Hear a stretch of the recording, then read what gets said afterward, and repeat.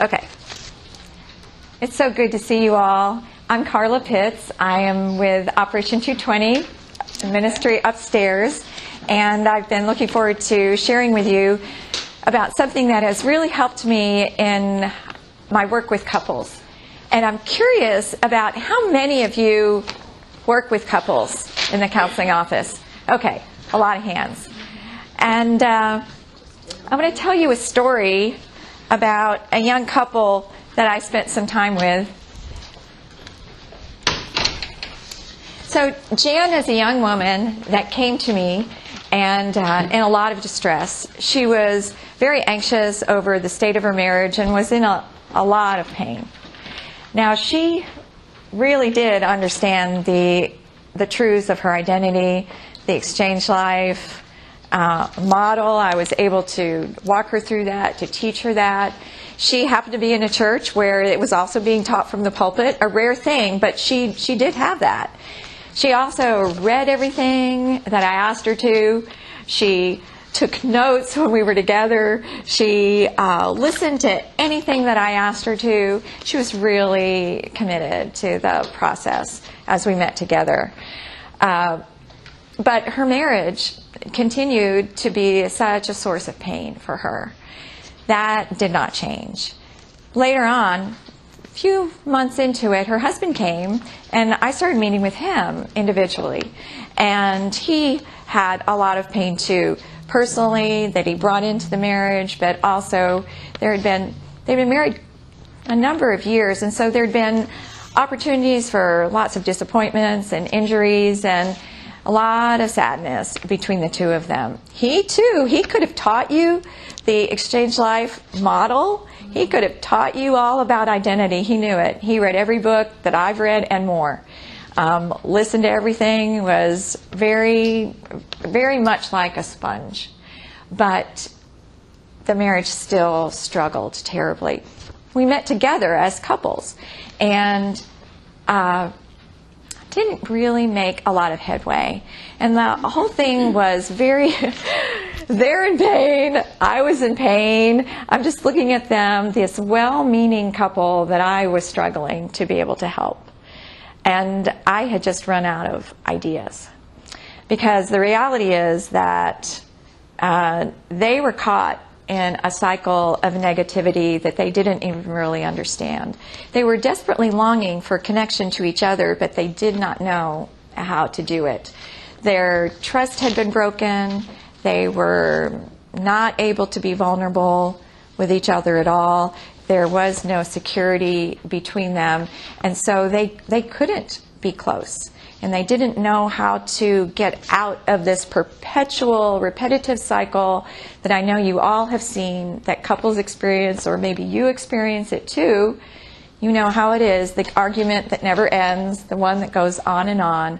They were experiencing that to such a high degree, and we were just stuck. And after a while, we just didn't meet together as a couple, and I knew I hadn't really helped them like they needed to be helped. It was about this time that we were introduced in our ministry. We were introduced to a way of working with couples called emotionally focused therapy, and I'm going to describe that to you. But first, I'm just going to take you to the starting point, which is all in this handout that I've given you, and I've given you some resources that we might talk about at the end. But the starting point, I think, is where we would all agree.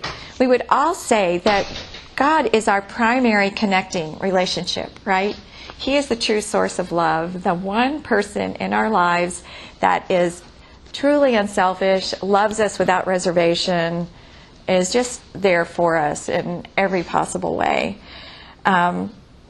Humans, too, are created with a longing for this connection. We're created for a longing to be connected to God and a longing to be connected to a few precious loved ones in our lives. Partners, no matter what it looks like, are longing for that connection with each other. Now, it might look like, when they're with you, it might look like, I hate you, I don't want to be with you, I'm so upset with you. There are a lot of protests that you might see that are happening between them and that disconnection that they're living out of. But really what they're saying underneath all that is, where are you? Are you here for me? Are you going to respond to me? Are you going to leave me? Do I even matter to you? These are the things that are underneath all that, but they don't have the words often. They don't have the ability to express these things or even enough safety to say those words if they even knew to do that. Loss of connection is painful. That is just an understatement. It creates a disorienting state of vulnerability and loneliness. It's a very sad place to be in a marriage and to feel disconnected from your partner. It's a very lonely feeling. Partners who feel safe can risk reaching for each other, but if they don't feel safe, they're not able to reach. Partners who feel unsafe then will resort to demands or controlling behaviors because we're just really trying to get something that we need from our partner, or we might resort to distancing and withdrawal and just shut down. Both of those, often, in a couple you'll have one of each. One who's really reaching urgently and another one who is just trying to get out safely, and doesn't even want to get close because it feels too scary. The reality is that distressed couples find it difficult to apply the truths of their true identity to their relationship. I don't know what it's like for you in the office when you have couples, but my couples can't hear it. And they can't receive it and they can't take it in. It's kind of like this. It's kind of like a man is driving along the road and he has a terrible traumatic car accident. And the ambulance comes and throws him in the back and speeds to the hospital. And he gets to the hospital and he's gravely injured, bleeding out, broken limbs. And in looking at his chart, the doctor sees, the guy's a little overweight. His blood pressure's kind of high. He looks like he doesn't eat very well, maybe doesn't even exercise, doesn't do very much for himself. He's neglected himself. He needs to be helped to do better in life. And so there he is, about to roll into the operating room, and the doctor's saying, it'd be really good if you would be sure that you got enough servings of fruits and vegetables every day, and took your vitamins and sat out in the sun, got some vitamin D, and got some exercise, and you would just be a lot healthier if you did that. Well, that's true. That's all true. It's all good information. But first he has to live. First he has to survive.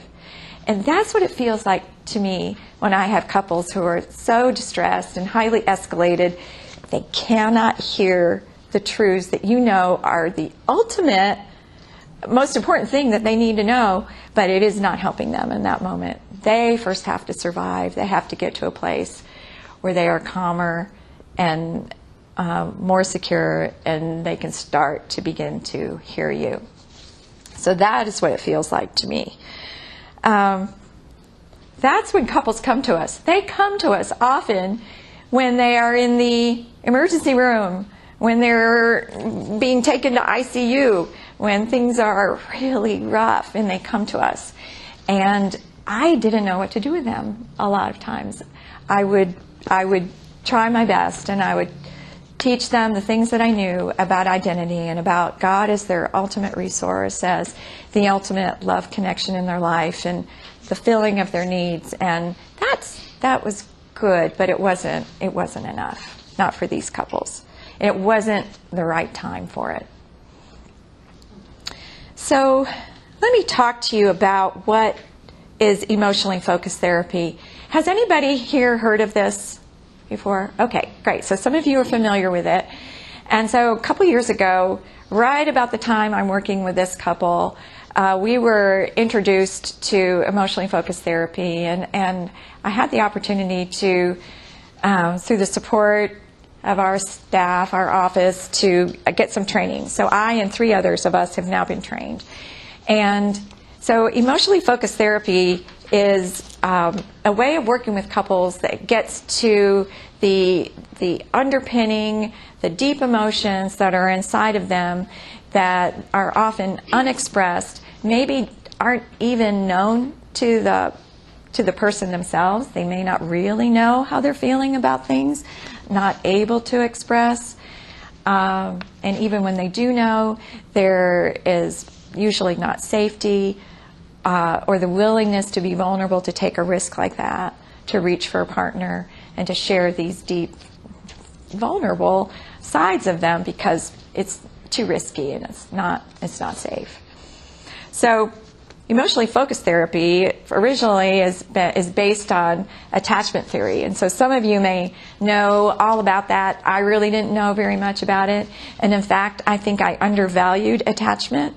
I think, honestly, I undervalued marriage. That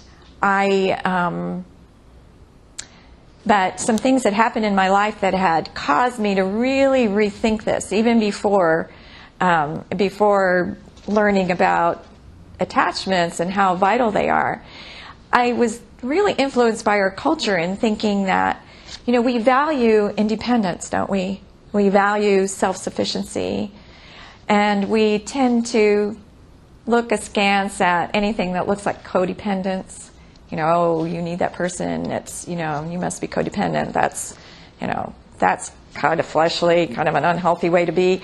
And so I didn't really understand how it was that God truly made us with this built-in longing to be close to someone. In fact, the other day I was meeting with a young couple, and this young woman was talking about something that had happened that had made her very anxious about what her husband might be thinking about her. And she said, I felt like he might not think that I know what I'm doing, or that I'm very worthwhile, that I'm making huge mistakes here, and it mattered to me what he thinks about me. And then I thought, wait a minute, I'm making my husband an idol, and this must be pride coming in. And my heart just broke, because I know where she had gotten that.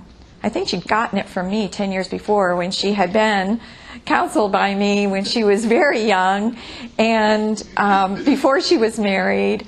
And I know she was getting it from her church, and I think she got it from her well-intentioned parents, and my heart just sank. Because the reality is, she of course needs the reassurance and love of her husband to say, I see what you're doing, and I love it, and you matter to me. I see your heart for our children. I see your efforts, and I notice that, and you are important to me. But he had no idea that she was feeling at a loss and frightened and insecure. He had no idea, because she had no way of expressing that. But she was able to do it in the office that day.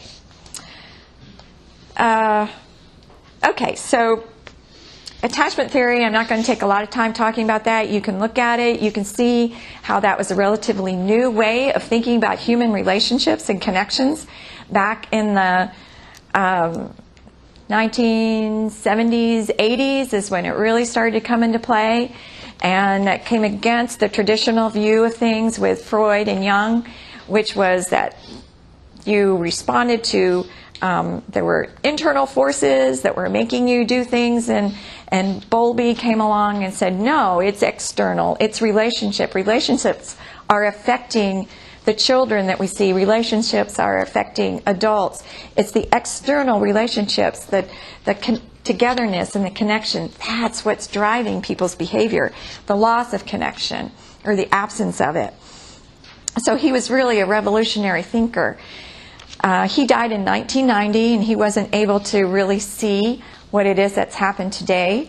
Sue Johnson, 30 years ago, she took this on and in her training, and now she has developed this modern version called emotionally focused therapy, and it has proven to be very, very impactful in helping people be able to work with couples in an effective way. There are, of course, in the licensed therapy world, there are licensed therapists who are beginning to pick this up in greater and greater numbers, but the training and the information is available to all people who are in the helping fields. So biblically based counselors, faith-based counselors like we are, social workers, nurses, churches. It's really spreading. And so the training that I'm going to point you to is available to whoever is interested in doing it. So Sue Johnson believed that couples are created to be attached and dependent on partners as we are to God. So that has been the missing piece, as I was working with couples, because I was always pointing them to God, and that's accurate, that's right, but I didn't really know how to get them to point to each other when they were so angry and so upset, and how to get them to be able to connect in a way that was going to change things for them. I just didn't see that, and I didn't have any success at it. Very limited success, I'll put it that way. So relationships themselves are nurturing and soothing and protective. So ideally, in a marriage, we want there to be such safety between people that's like safe harbor for them. They come home at the end of the day and they're together and they're able to be, it's a restorative place when they're together and just feeding into each other just as a natural course of events, because things are good and things are stable and calm, and it just is a natural outcome. And so you get restored overnight.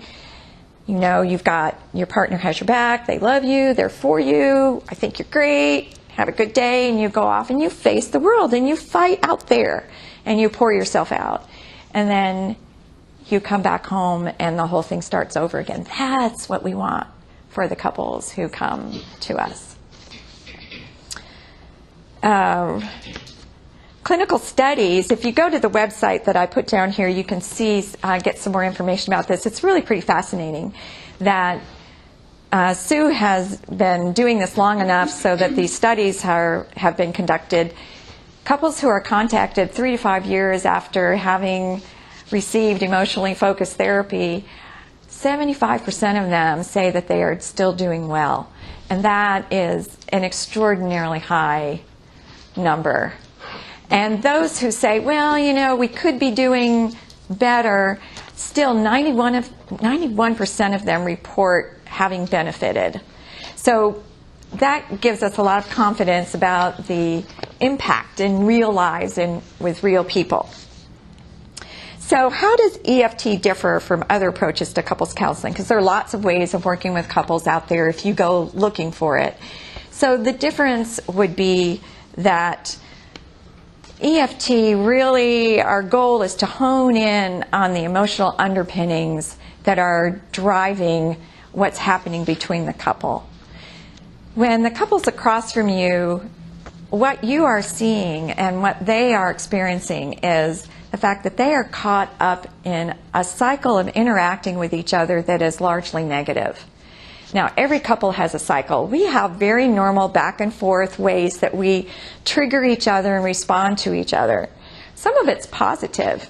When you come in the door and you smile at me and I give you a hug, okay, well, that's part of our cycle, but that's really positive. Now, there are lots of things that go on with couples who are upset that are negative.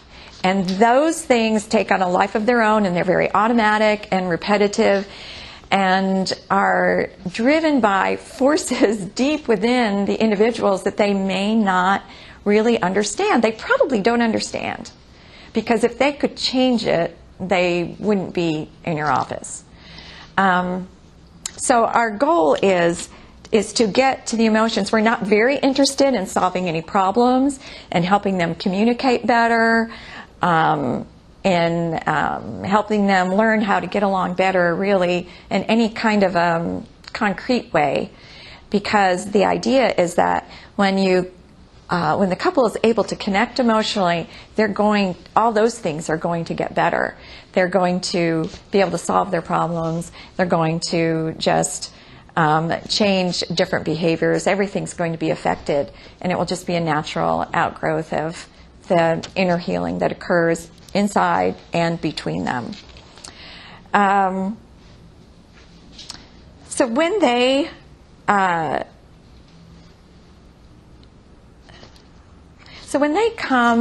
come to us, so what does it look like in the counseling office? So here's what it looks like.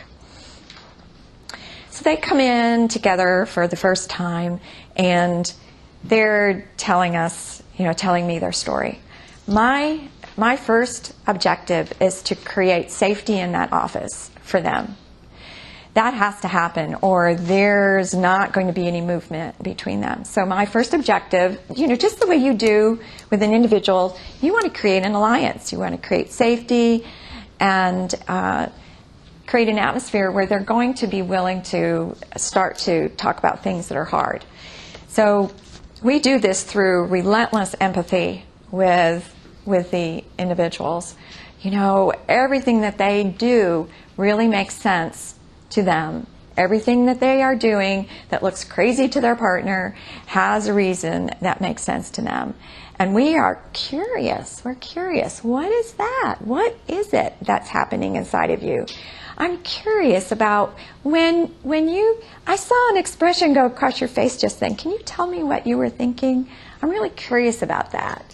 And so we come from a position as the helper, a place of curiosity and just relentless empathy. They might say, when I was a young man, I robbed a convenience store. And I would say, oh, well, of course you did. That makes so much sense because you were out of money and you needed to feed your family. Now, that's an extreme example, but we are constantly wanting to just say, what you are saying here makes perfect sense to me. And they are reassured that this is a safe place and they can talk about the things that are really happening for them inside. So that means there are no labels. There are no pathologies. We just leave it at the door. Often a partner will come in and say, no, he's just a narcissist. And I just read the statistics. I read the statistics about narcissists. They never get better and they never stay married. Well, we leave all that at the door because we believe in the healing power of relationships. There is no problem, there is no human condition that is not helped by securing the connection. I really, really believe that. So no pathologies, no labels. Even Sue Johnson, who has many initials after her name, she never talks in terms of labels or diagnoses. Nope. She's just curious about that couple and what is happening for them and what's going on inside. Let's see. So that in itself creates a lot of safety. Neither one is seen as the problem. The husband comes in maybe thinking if she would just change A, B, C, or D, then that's the problem. She's the one with the problem. Or the wife might think the husband is the problem. That's very normal, so common. But we say, no, nobody's in the hot seat. Nobody is the problem.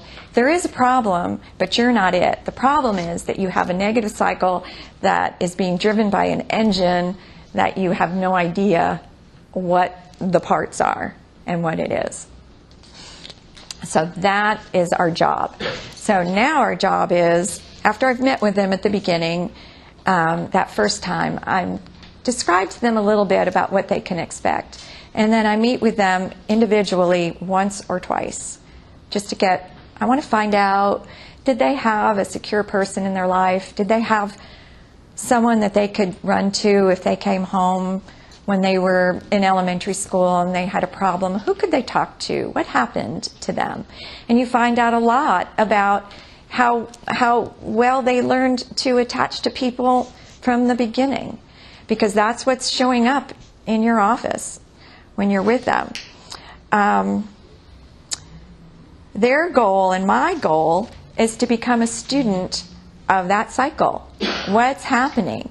And so we're going to, through very careful questioning, through gentle inquiries, when he did that, when he came home and slammed his briefcase down on the table, what happened for you?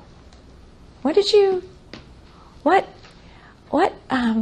think was going on? And so we're curious, we're gentle. We'll just say, well, I could see that he had a bad day, and it made me kind of anxious because I thought, oh, is there going to be an outburst of anger, or what's going to happen? And it just made me really scared. Oh, so what'd you do then? So I left the room. I went into my room, and so, well, he sees her leave. He's had a bad day, and he's like, where's she going? She's leaving me. I'm feeling abandoned, and I'm feeling alone. But he's not calling after her, say, wait a minute, I feel all by myself, and I feel like you're abandoning me. He doesn't know how to say that, or even know probably that that's what's happening. But we are so impacted by what the other person does, and that negative cycle is full of emotion that fly by so fast that we really can't grab a hold of them. So we want to slow down the cycle. Well, okay, so you felt anxious and you felt afraid. What else can you tell me about that? I want to understand what that fear felt like. Can you tell me a little bit more? And so they'll tell you a little bit more. So of course their partner is hearing this, has never heard anything like this before from them. They are affected by what's happening here. And so as we get to the place where they're able to talk a little bit about what's happening, these tiny movements start to close the space that exists between them. So then I might say, well, do you think you could tell him what that felt like when he came home and slammed his briefcase down, and you were so afraid, and you were just afraid that he wasn't going to stay, and you need him above all people. He's the one you really need in life. And so she'll turn to him, and she'll say, and we're their coach. We're helping. They've never known how to talk like this. Who talks like this? I didn't. I don't. On a normal course of, I do now. I do now. But I didn't really know how to talk like that. I'm a person who didn't really value relationship like I knew to, or like I do now. So could you turn to him and tell him that you were so frightened when he came home and you were so afraid of losing him? Do you think you could tell him that? So she turns and she looks him in the eye and she tells him that. Something profound happens when people make eye contact and speak vulnerably that way. There are actually neurons that turn on in the brains of people who these neurons have never been turned on, and they get turned on when their partner looks them in the eye and starts to talk to them this way, and later on can begin to express empathy towards their partner, which they have not known how to do before. So this is just sort of a very broad outline of what it looks like in the office and how it has changed things for me as the counselor. Now, I've said that it's a beautiful blend of our model, the Exchange Life model, and this emotionally focused way of working with couples. I'm still learning about how to blend them. I often will do the first 3 diagrams near the beginning, like the first time I get them together as a couple after I've done the individual meetings. I will walk through the first 3 diagrams because that's about God's plan for us, His heart of love for and rescue, and about the 3 parts, and just a little bit about how humans are made. Because they're going to hear some hard things probably coming up.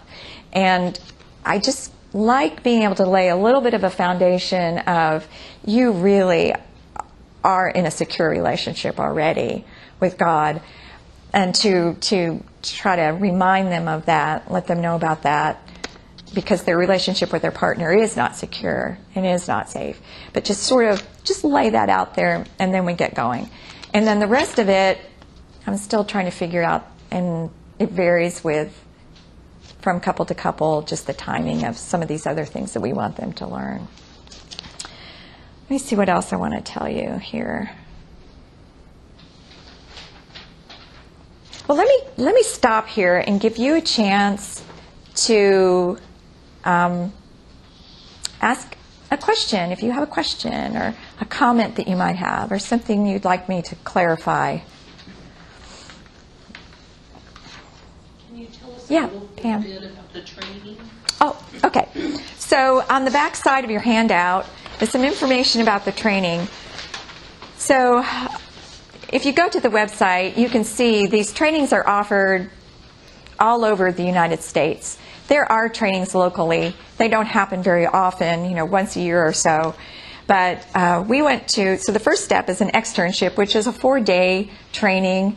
And that's when you are, taught a lot of the nuts and bolts, and you have a chance to do role plays and really learn. I'll tell you, it was a brand new experience for me. And after that, then there are workshops that go deeper into some of these and help you. You learn more about it. You do some more practice and some more learn some targeted skills, and just get better at the process. And then you can have supervision by a trained individual. I have had couples who have agreed to let me tape them during a session. So I set my phone up on a little tripod on my bookcase and aim it at them and record it. And then I was able to show that to someone who's more skilled and get some help and guidance. So that's just a really beneficial way to get skilled. So that's the nuts and bolts of the actual trainings that you can go to. There are YouTube videos, there are books, and I've listed books on the back. This is a recent book that came out about a year ago called Created for Connection, and I've listed it on here. Sue Johnson herself is not a Christian. She is definitely a seeker. And one of her good friends is Kenneth Sandifer, who I had the benefit of training under. And this man really loves the Lord, and he comes at this emotionally focused therapy with a perspective of God being in this. And so he and Sue wrote this together, and so it's a great resource, and I really recommend picking it up if you have an interest in learning about some ways of working with individuals or couples. Used to be that we mostly got individuals coming to us for counseling, and now it's just flipped. Now we have mostly couples coming to us, and often if it's the individual, they're coming because their marriage is in crisis, and we try to get the other partner in so that we can work together. I looked at this book again the other day, this Emotionally Focused Couples Therapy for Dummies. This is really good. And I got it when I first got started in learning, and I think it's actually more helpful to me now because I understand a little bit more about, I've had a little more experience, and so I go, yeah, this is really good. And so I think this is a good resource. It will help give you, if you have couples, give you just ways of phrasing things and knowing how to explore, how to slow things down, and how to hit the pause button and say, you said something really important here, but you're saying so many important things, and I just don't want to miss it. And would you, do you mind if we go back here to what you said back here? I want to learn more about that. So I've learned really practical ways of trying to slow people down and take the time to get to where I want to go with them. Yeah. Yeah. Scott. You've trained in the exchange life counseling. You've trained in the emotionally focused therapy. Can you tell me a little more of how you blend it together? Because at this point, I've heard pretty much it's emotional focused therapy, and I don't hear Jesus much in it. Can you tell me, because you've trained in both, tell me how you blend them in, so that how do they work together? Okay. Well, of course, we always come from the foundation of God being their main connecting person, Jesus being the one who loves and who touches, and we look at, I think it's Mark 10, where the children are wanting to go to Jesus and the disciples are trying to hold them back, and he says, no, let them come. And you see that beautiful picture of him embracing them and touching them. So we are we definitely are coming from, God is in this. He has created you to connect to him. He has created you also to connect to each other. But we have gotten off track. And so I don't know how to really answer that question. Is just to say that he's never really out of the room. And I have some thoughts on that. Okay, Nicole. Because I work a lot with this model too. I'm in Austin. Hi. This is a wonderful presentation. Thank you for your time. Thank you, Nicole.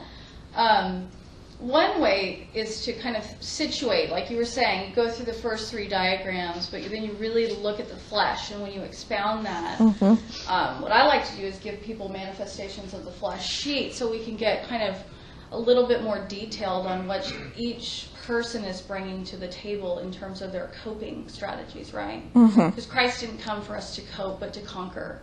And so I empower people from the beginning, not just to have a place of safety, but hope, right? Oh, yes. Because they're just having a battle in the flesh and using like rest of the gospel kind of above and below the line of saying, where is this fight, where is this battle happening right now?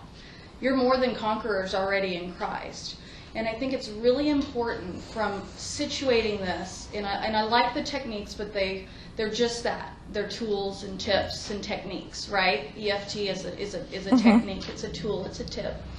I love it for a lot of reasons, but if we just empower them in that, burnout, treadmill begins again, and they start performing in the flesh. And so we have to really bury the old marriage.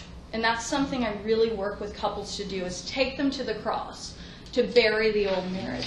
Well, you don't know what's dead, right? We begin to show them that they're alive in Christ, but they've been deceived. And so really the journey, and I wrote it down here, is you have to start with forgiveness. But first you have to know what you're burying. And so that's where having the manifestations of the flesh sheet can be really helpful, helping each as individuals surrender and receive Christ as life. They may know him as Lord, but they aren't living with him as life.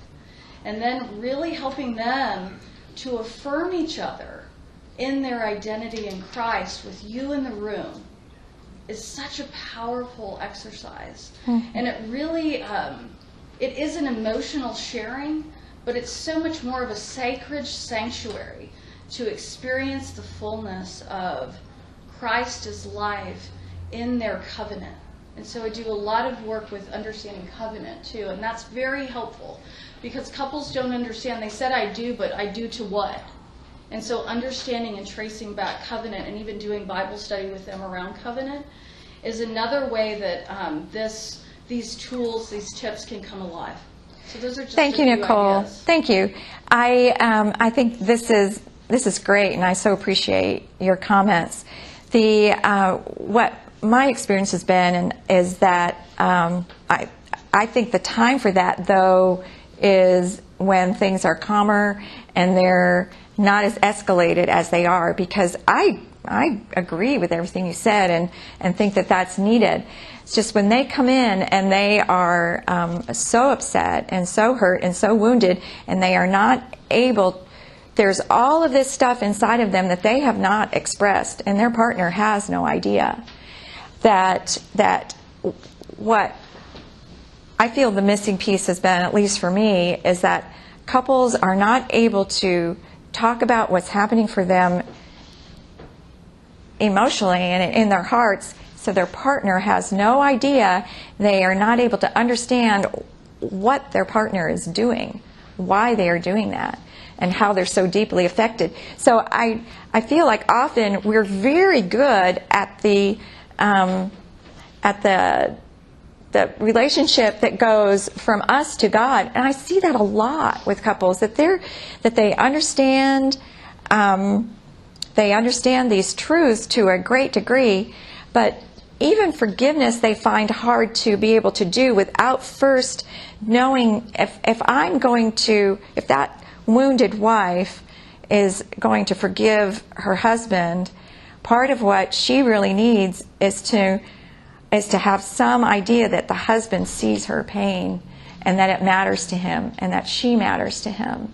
And that's what can happen in honing in on the relationship, on the emotions. I'm not saying that that's all that needs to happen and that you just stop there at all.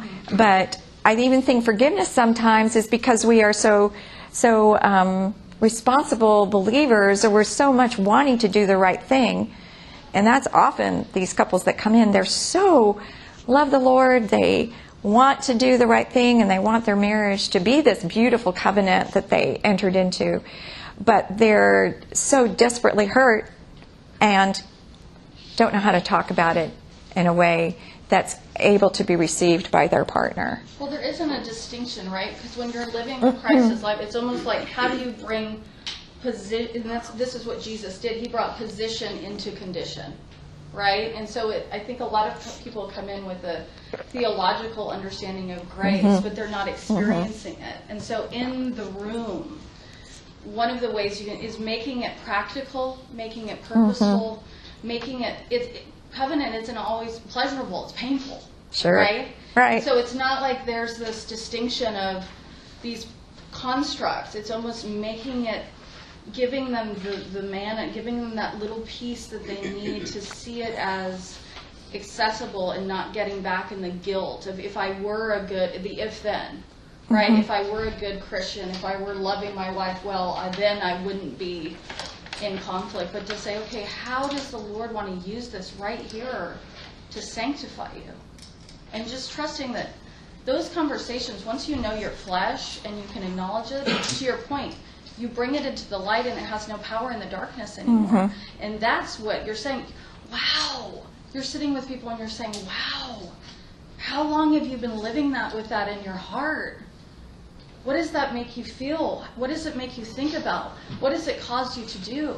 Do you escape to Nordstrom or Kohl's or Marshall's or pornography or food?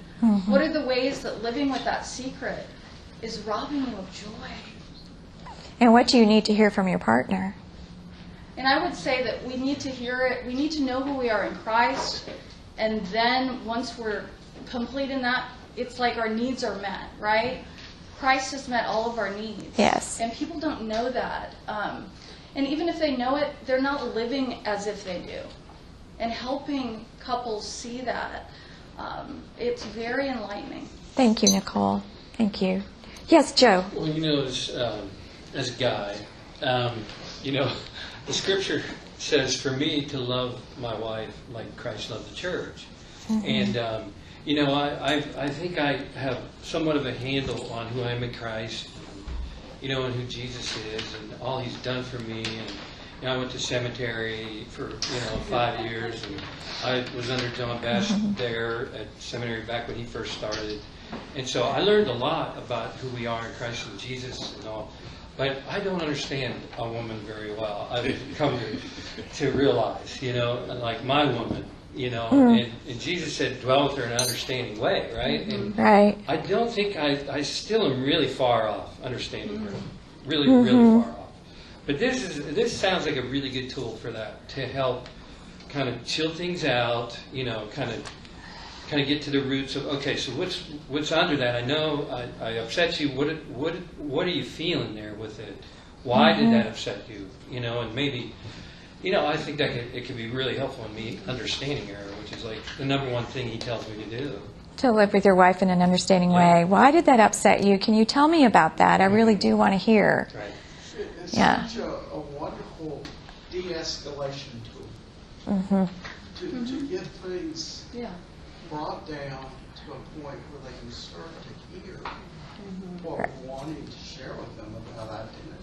Right. Until we de-escalate, they're not going to receive that. Yeah. It's like the person in the ER who's bleeding out. You know, we need to stop the bleeding first. Anybody else? Questions or comments? Some years back, I went through training for trauma resolution therapy, and as soon as I went through it as a crisis manager myself, and it changed my life. And so at that time, we were taking care of kids in a group homes.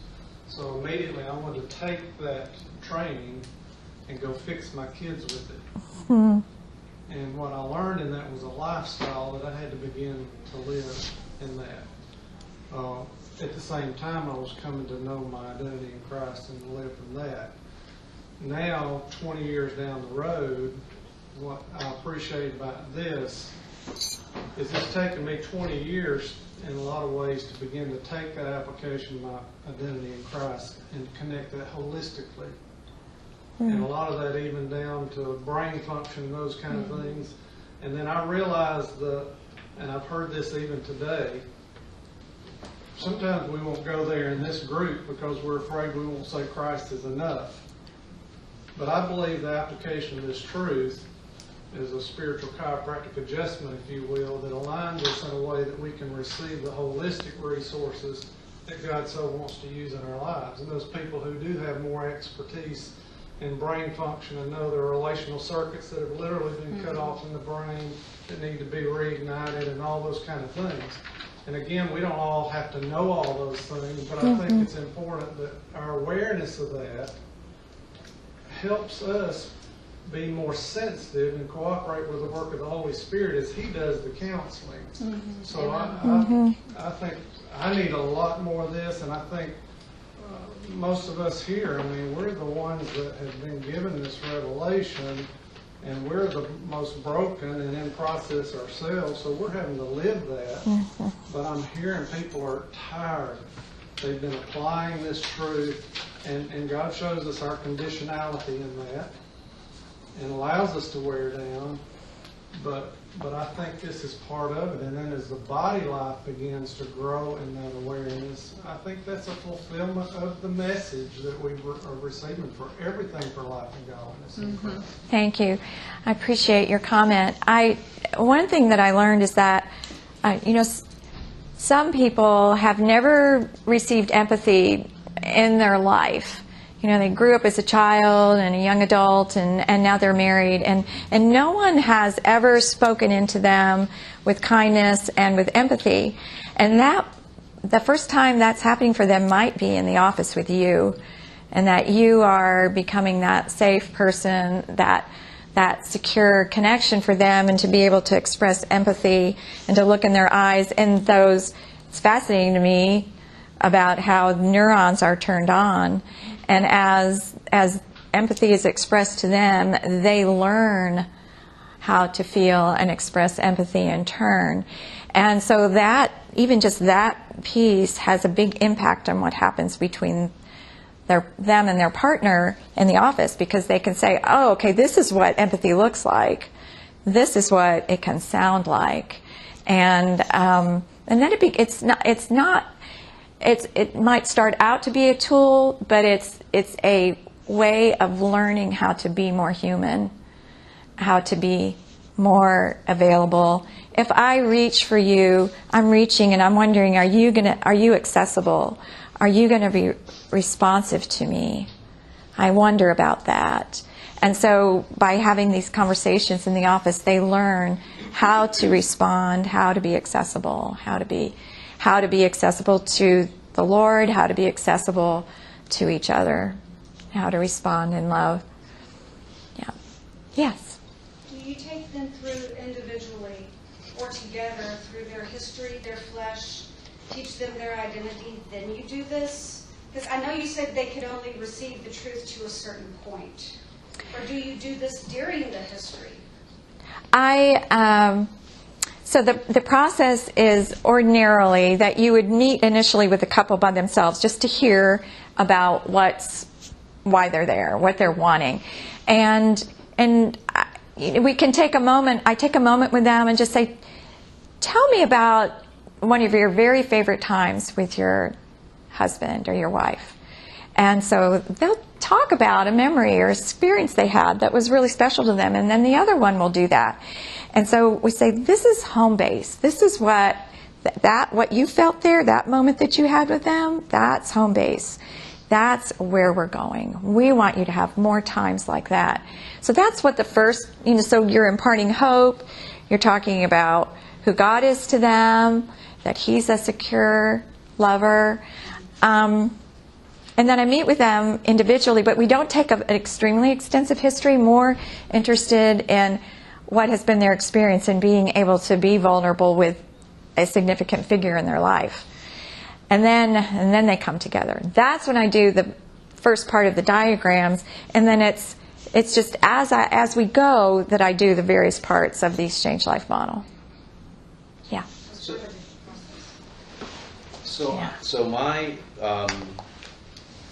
my current belief is I'm struggling because my current belief is that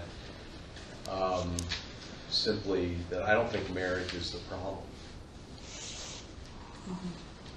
So I'm having a hard time thinking like, well, if my main goal, if my primary goal is to get their marriage healed, a marriage is a problem. Marriages, certainly are, but I just don't think that it's the problem.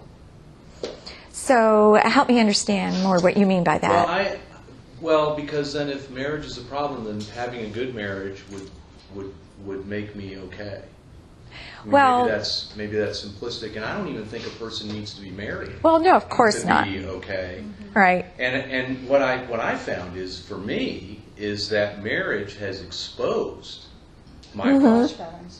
Right. So, Indeed. So if I kind of, it helps me to see it from that perspective, then I can. So the other thing is that I've learning to release people from the responsibility to empathize with me or to understand me. I want them to, and I certainly desire for them to, but I found that my willingness to release people from that has actually made me more functional with the people that I'm with.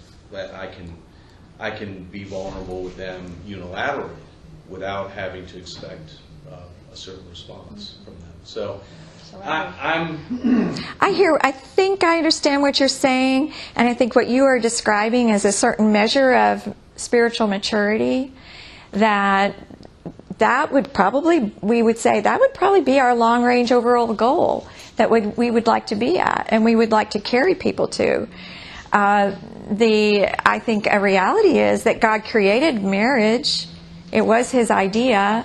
And it was His idea that we be closely and intimately connected, and that He did place in us a longing for that, to be close to our partner.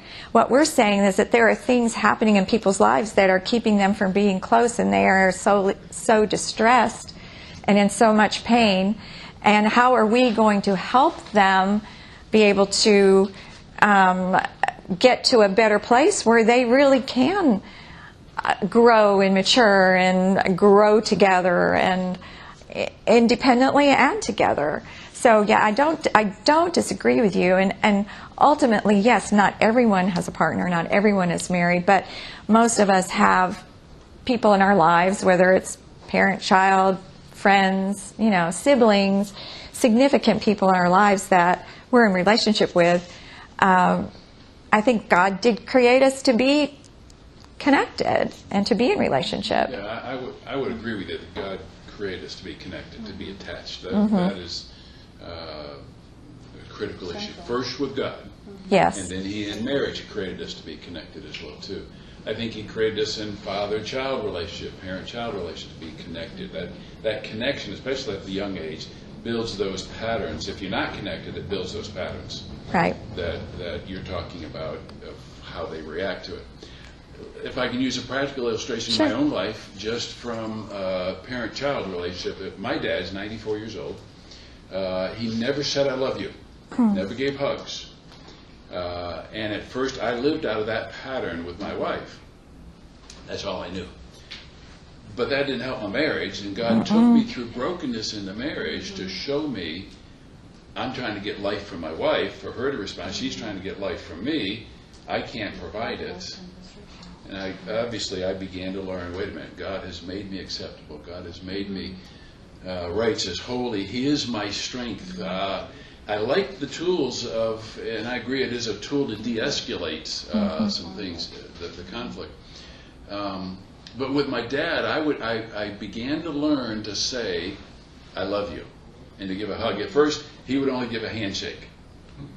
And then we got to the point we'd give a side hug. Then it became a bear hug. He never initiated any of it. Up until 6 months ago, and he's 94, up until 6 months ago, I would say to him when I'm coming back home, I'd say, Dad, give him a hug. I said, Dad, I love you. And he'd say, thank you. Now, Sweet. Yeah, that's sweet. That was the best. That was the best he could do. And I do desire attachment with him. Sure. And he does desire it with me too. I agree, attachment's a critical issue. But up until 6 months ago, I was, I had said, Dad, I love you. He said, thank you. My brother-in-law was a counselor to him and said, you know, Pop, I know you love each other and your family, but I think your kids need to hear it. And so this last time out there, I gave him a hug, and he said, I love you too. I said, I love you. He said, I love you too. So he started learning some new things. Now I've said to him, okay, Dad, let's practice. You start. And he says, I love you. But if I had to wait till he could say it back to me, or if I had to wait for him to say it first, I'm in trouble. Sure, nothing would happen if everybody's waiting. Exactly. And so that's what these couples are coming in, and they're both waiting. But what you did, Scott, is you reached for him. And you didn't care if he was going to be responsive. Right. You did, yeah. You I knew who I was. Right. Christ's successor. I didn't have to have the response. You didn't have to have the I response. certainly desired You it. could, It yes. was a treat to get it. Yes. But I didn't have to have it. Right. You didn't have to have it. That wasn't my healing. Mm-hmm.